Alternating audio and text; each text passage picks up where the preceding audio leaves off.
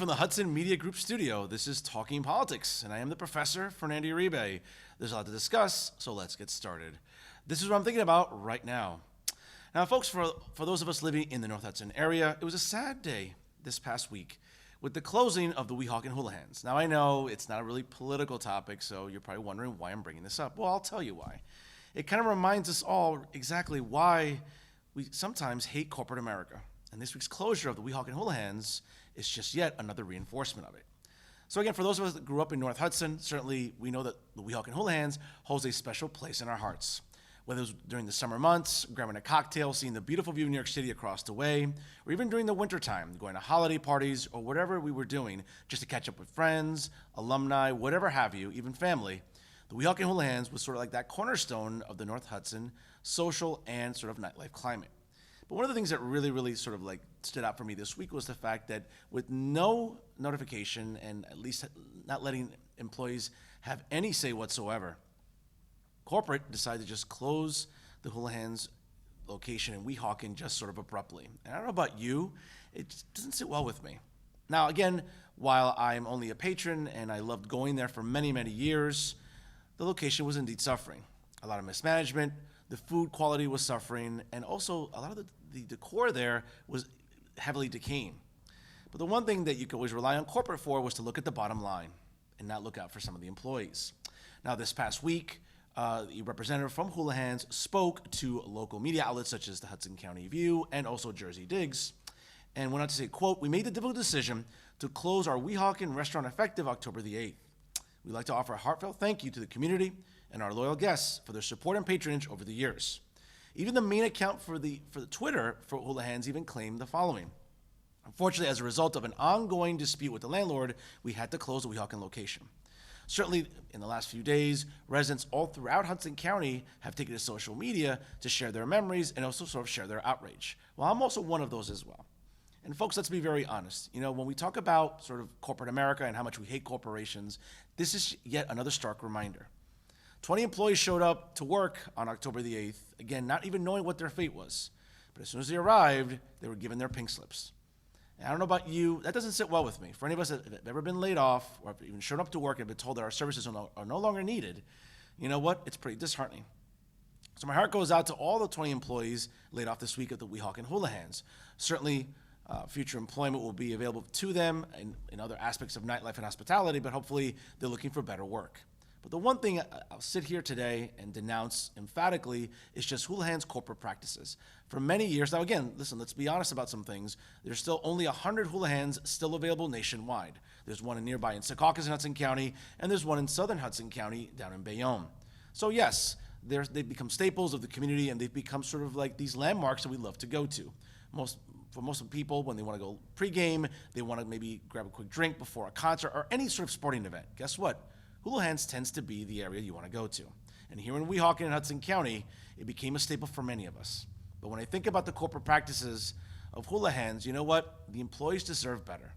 And to be very honest with you, it's one of those things that, listen, it was one of those neighborhood restaurants / bars that always had a lot of foot traffic and always had a lot of volume.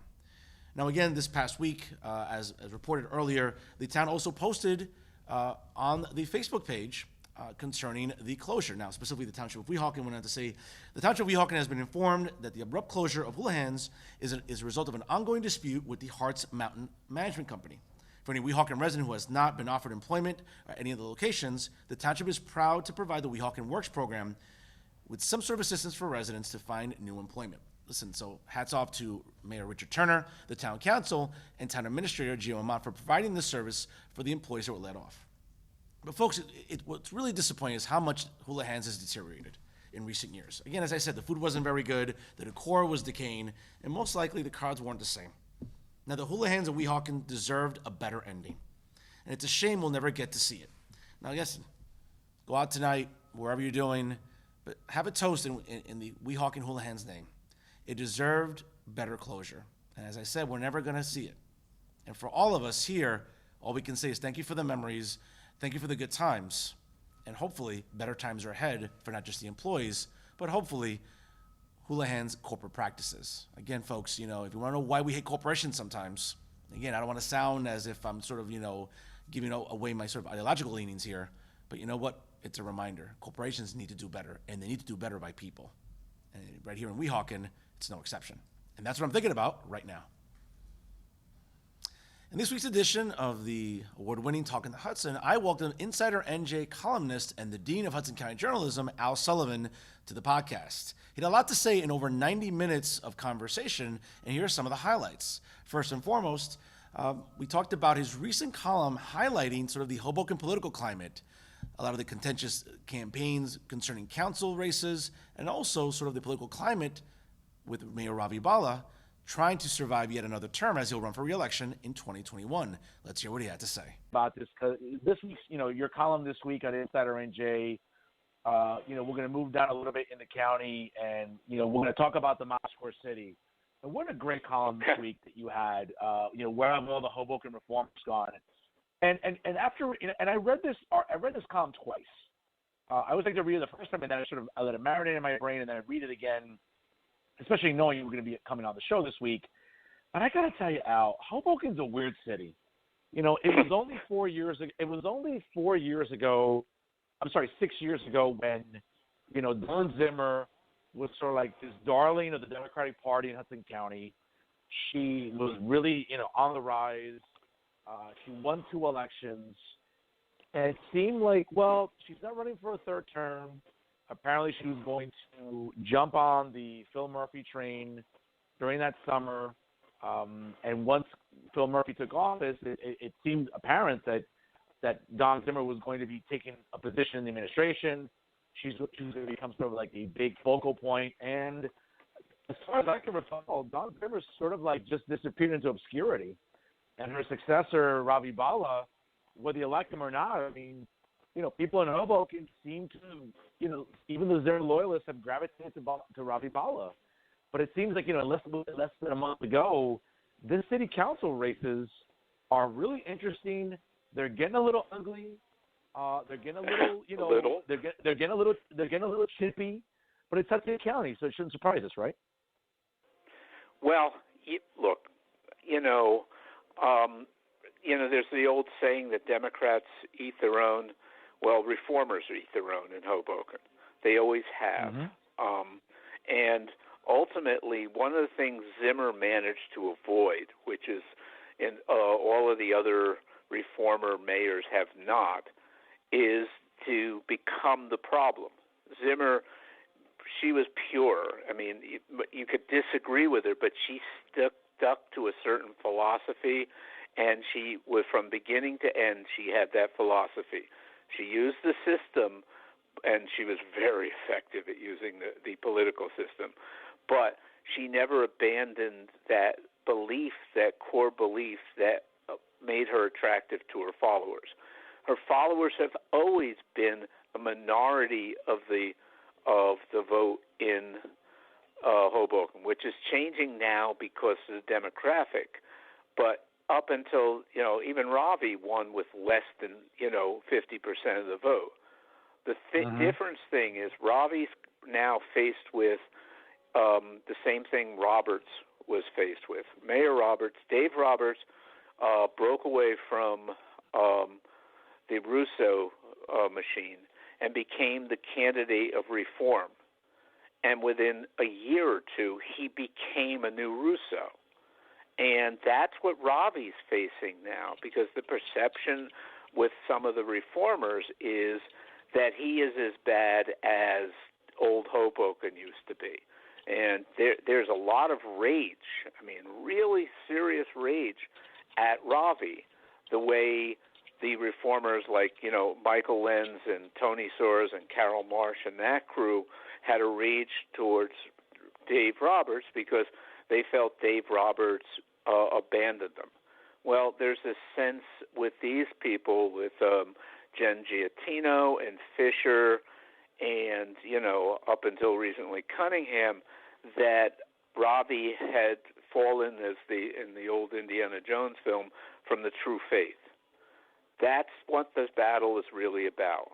And it's about the people like Giattino and Fisher who seem to think that Ravi is a reformer, a stealth reformer. He's not really a reformer. that's what the election seems to be about. Is, unfortunately, everybody has their own sort of agenda, and they're all making their deals with what was called Old Hoboken. I mean, Rubin is the president of the council. How he got there, he had to get there with reform votes, and and now the big bad boy in the whole thing is Michael DeFusco, who has become literally the mirror of Ravi. Those two are like yin and yang, or Sure. they are constantly at each other. So it's really more complicated than reformer and non-reformer, because everybody has made a deal with some level of the devil that they used to hate. But ultimately, the question is Ravi really a reformer? And that's the question this election is supposed to be about, and what people are trying to define. The other side, the anti-Ravi people, believe that Ravi's making secret deals for development behind the scenes, something Zimmer would never have been accused of, and she wouldn't have. Yet you could guarantee that she may have done a lot of things in secret, but it was never anything that betrayed the trust of the reformers. There's a lot going on in the Mile Square City, and again, Al Sullivan outlined it in his weekly column with Insider NJ, and also with a lot of his narrative during the 90-minute plus long interview. Secondly, Al Sullivan talked about the ongoing Board of Education races in Jersey City, what it means for Mayor Stephen Fulop, and arguably, at the same time, what it means coming up on November the 5th. Let's check out what he had to say. Keep it in Jersey City, Al. Obviously, what else is on the ballot in Jersey City is I don't even know what to call this. Again, I'm a big pro wrestling fan, but I think even pro wrestling has nothing on, what is going on with these Board of Education slates and what is going on with ads, who's funding whose PAC. Break this down. Isn't it wonderful? Well, here's the oddity, okay? You have let's call them progressives, a progressive ticket versus the union-backed ticket, okay? The problem here is the PAC that's backing the progressives, okay, are people who are all insiders to the Fulop administration. Okay, and yet Fulop appears to be publicly supporting the other side, which is really bizarre. There's a belief here, and this is something I'm working on now. I don't know if I can get it together. Is that the Board of Ed, the union-backed team, put together an audit. They ordered an audit last, June, before I left the Hudson Reporter. And this audit, apparently they decided that they were going to take the city on in regards to the abatements. And they found that most of the abatements, the large abatements, have not met the standards for compliance. And what they did is they ordered an audit because if these large abatements to places like Lefrak and Matt Calley, who are all backing the other side, comes through, they can be ordered to pay full taxes onto the schools. And that there's a belief on the other side that part of this motivation for this campaign for the anti-union group is to stop that audit. Now, if that's true, then it's all about money. As you can tell, Al Sullivan had a lot to say during the interview. So whether it was about the Hoboken political climate, the Jersey Board of Education race, you know what? Check it out online. It's available for download anywhere, anytime by going to www.blogtalkradio.com/Talking the Hudson. Again, listen from any PC, Mac, smartphone, or tablet. And don't forget, live every Wednesday night on Blog Talk Radio. You can listen to Talking the Hudson by going to www.blogtalkradio.com/Blog Talking the Hudson. It's the best podcast you'll listen to each and every week in Hudson County. Here's some local stories for you to check out. First and foremost, folks, as you can see, I'm still rocking pink here in the month of October, as it is Breast Cancer Awareness Month. And once again, my local podcast and Talking Politics with Fernando Uribe is proud to partner with the North Hudson Regional Firefighters Association and the North Hudson Regional Fire Officers Association, Locals 3950 and 3951 collectively, to raise money this month for the American Cancer Society and, more importantly, the Making Strides Against Breast Cancer campaign via my own fundraising called A Professor's Quest to Save Breasts. As you know, since 2008, I've been able to raise almost $43,000 to benefit the American Cancer Society and to show my support for trying to end breast cancer. So again, this week, folks, here's a very informative segment for you to check out for anyone that you may know that may be dealing with breast cancer or maybe even coming up with a diagnosis in the immediate future. Now, for those of you, again, that are dealing with breast cancer of any kind, both male and female, here are some very interesting and important questions that you may want to ask when seeing your medical professional. Now, listen, being told that you have cancer is indeed scary and it's stressful, but you probably have a lot of questions and, of course, concerns. Now, learning about the disease is important, but at the same time, how and where you get your information is just as important as well for you as you're trying to seek treatment and ultimately a cure.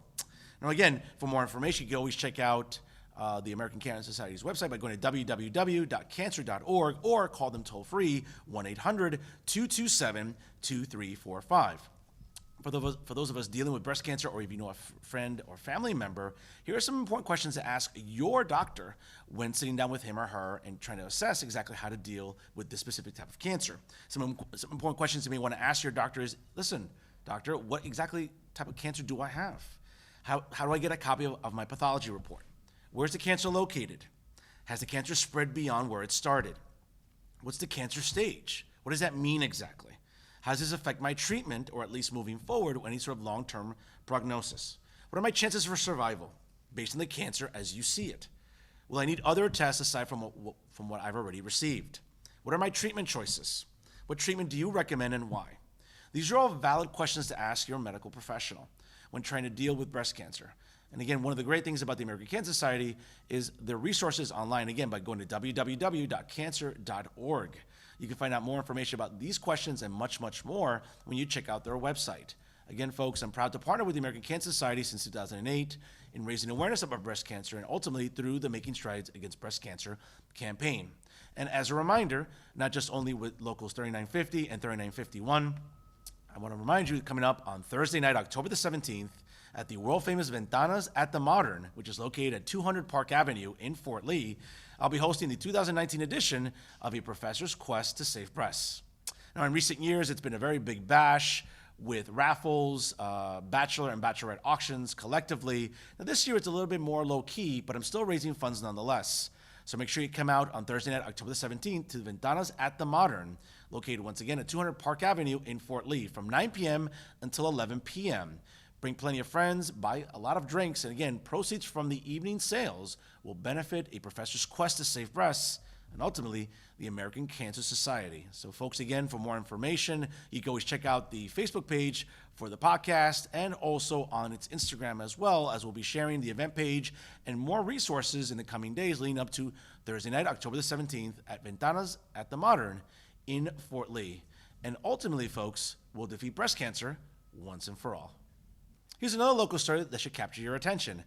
As mentioned earlier, again, the podcast and Talking Politics with Fernando Uribe is proud to partner with the North Hudson Regional Firefighters Association and the North Hudson Regional Fire Officers Association, Locals 3950 and 3951 collectively, as they are reminding you that this week is Fire Prevention Week. Now, it's celebrated nationally from October the 6th until October the 12th. One of the things that the North Hudson Regional Firefighters Association and the Fire Officers Association is trying to at least instill in all of us is to be aware, to be vigilant, and to make sure that we stop fires before they get dangerous and before they ultimately cause any damages or loss of life. Now, again, folks, during Fire Prevention Week, it's important to keep track of the following suggestions. Again, not just from the local regional fire departments, but any fire department throughout New Jersey will tell you the same thing. But here are some helpful hints, again, during Fire Prevention Week. First and foremost, practice your home fire drills with all occupants at least twice a year. Visit each room and find at least 2 ways out. Secondly, make sure your home has working smoke alarms. Smoke alarms are pretty affordable at your local Lowe's or Home Depot or even Target or Walmart. Make sure that they're functional and make sure their batteries are also working at the same time. In addition, teach your children how to escape in case that you cannot help them. Next, close doors behind you as you're leaving and make sure that this at least helps slow the spread of fires and smoke throughout a house and a subsequent building. And last, of course, once you get outside, stay outside. I know we get very sort of enthusiastic about helping others, but do me a favor, folks.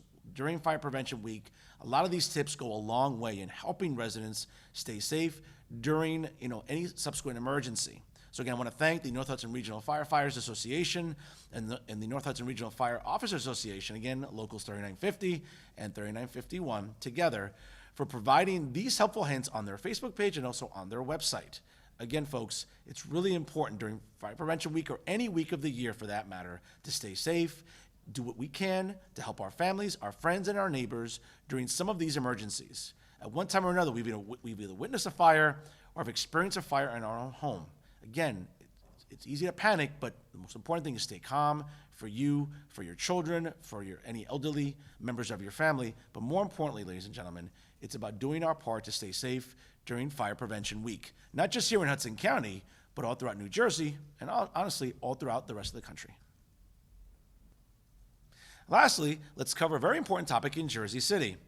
Now, Mayor Stephen Fulop and Chief Prosecutor Jake Hudson have taken to the airwaves and even to social media to call out Airbnb and some of its corporate practices. But in recent days, some of the quality of life issues are also taking center stage.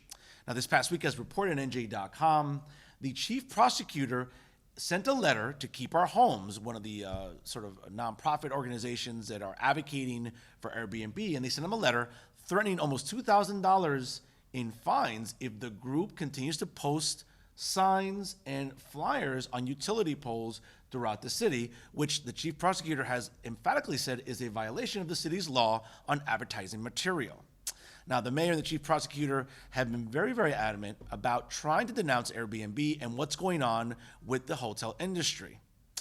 Whether you've heard the podcast in recent weeks with Ward E Councilman James Sullivan or even the chief prosecutor himself, Jake Hudson, on the podcast, they've had a lot to say about what's been going on with Airbnb. Now, this is one of the things that sort of makes it very complicated, folks, because, listen, let's be honest. Homeowners, like anything else with the free market, want to make some extra money. Cost of living is going up. After the recent reval in Jersey City, property values have skyrocketed, and a lot of lifelong Jersey City residents are finding it very difficult to stay in Hudson County's largest city. But without a doubt, Airbnb is trying to help at least some residents make some money in some of their homes and their buildings. But what seems to be happening again is this sort of clash between the mayor, the chief prosecutor, and the company known as Airbnb. Now again, Keep Our Homes is a nonprofit that's backed by Airbnb, and what they ultimately want is the public to vote no on Municipal Question 1 coming up on November the 5th, which would repeal an ordinance that slaps new restrictions on the short-term rental industry in Jersey City. Now, Hudson went on to say, quote, that the city's Department of Public Works has had numerous complaints from employees. They've had to remove a number of signs from utility poles in recent weeks, only to find new flyers posted on those same poles over the weekend. Now, again, it's a quality of life issue, folks, and also, again, the last thing I think Jersey City residents want to see is their blocks cluttered with flyers and signs on utility poles and even everywhere else. So I understand the mayor and the chief prosecutor's concerns about keeping the streets clean and at least somewhat, orderly leading up to November the 5th. Now, again, the recent story, one of the things is, and very interesting sort of narrative from the chief prosecutor, quote, obviously this is an election season. It happens, take the signs down and leave them alone. Now, again, but it continued happening even after the weekend. So as you can tell, Airbnb is relentless in their pursuit of trying to win over the ballot question coming up on November the 5th. Now, folks, this is one of the things that, again, I applaud the mayor and the chief prosecutor for trying to keep the city clean and keep it orderly. But one of the things that maybe they're not taking into account is how it's affecting residents in terms of their bottom line. Now, listen, in the downtown section along the waterfront, certainly the hotel industry has been taking much of a hit as a result of Airbnb really taking over most of Jersey City. The downtown section, in the Heights, and even parts of the Journal Square section have seen sort of a spike in Airbnb rentals. Now, again, I don't want to tell homeowners what to do with their homes, and certainly if they can make some extra money, hey, why not? I'm all about the free market system here. But at the same time, there needs to be a balance. So I don't fault the mayor or the chief prosecutor or even wardy councilman James Sullivan in downtown Jersey City for wanting to hold Airbnb accountable. Because again, their complaint is, do they want simply a hotel on every other block within city limits? We already have hotels, again, along the waterfront, but do we want to oversaturate the Heights, maybe the South Side, maybe even parts of Journal Square and the downtown area with homes or buildings that are renting out rooms to subsequent tourists or even visitors to Jersey City? So I understand their concerns. But at the same time, you know what? It's up to the people. And coming up on November the 5th, Jersey residents have a big decision to make. Certainly there will be assembly races, there will be, council races in Hoboken, but in Jersey City, the ballot question concerning Airbnb, again, is right under the spotlight. Now, who wins and who loses remains to be seen. Depends who you talk to in Jersey City. Airbnb seems to have a stranglehold over residents and their mindset about, hey, renting out their apartments or even their homes for short-term type of rentals. At the same time, the mayor and the chief prosecutor want to make sure that residents aren't overrun by the hotel industry taking up a lot of our neighborhoods. Who's right and who's wrong? Hey, tough for me to say here. I'll let you decide for yourselves. But for Jersey City residents coming up on Tuesday, November the 5th, think long and hard about what you want Jersey City to become. Do you want Jersey City to sort of enjoy and flourishing with some of the development that's been happening? Or do you want the hotel industry to sort of explode exponentially? I don't know what's going to happen, but again, Jersey City residents have that power when they go to the ballot box. They either vote yes or they vote no. Regardless, it'll keep residents talking in the coming weeks, whether it's on social media, whether it's in print media, or even in demonstrations that we've been seeing all throughout Jersey City. Coming up on November 5th, that ballot question will hopefully provide some closure on short-term rentals in Jersey City once and for all. Once again, folks, thank you so much for watching this week. As a reminder, coming up on Thursday night, October the 17th, at Ventanas at the Modern in Fort Lee, located at 200 Park Avenue, the 2019 edition of A Professor's Quest to Save Breasts comes to you again to raise money for the American Cancer Society and the Making Strides Against Breast Cancer campaign. Again, folks, no cover at the door. Valet parking is available. A lot of drink specials throughout the night. And again, proceeds from drink sales will benefit the American Cancer Society and, more importantly, Making Strides Against Breast Cancer. So I welcome you out again. Come out this Thursday night from 9 p.m. until 11 p.m. And I'll see you there again at the world-famous Ventanas at the Modern. Folks, for all the excellent programming offered by the Hudson Media Group, check out their website, www.hmgtvshows.com, and also on live stream via www.livestream.com/HMGTV. Don't forget to like the Hudson Media Group on Facebook and also follow them on Instagram and Twitter. As for the podcast, again, you can check it out live every Wednesday night by going to www.blogtalkradio.com/Talking the Hudson. Don't forget to like the podcast on Facebook and also follow it on Instagram and Twitter. Check me out on Twitter as well at Professor F. Uribe, and also check out Talking Politics on Instagram as well at Talking Politics with Fernando Uribe. Folks, again, I want to thank you so much for joining us here. If we're talking politics, we're doing it right here with the Hudson Media Group. I'm Fernando Uribe. Thank you so much for watching.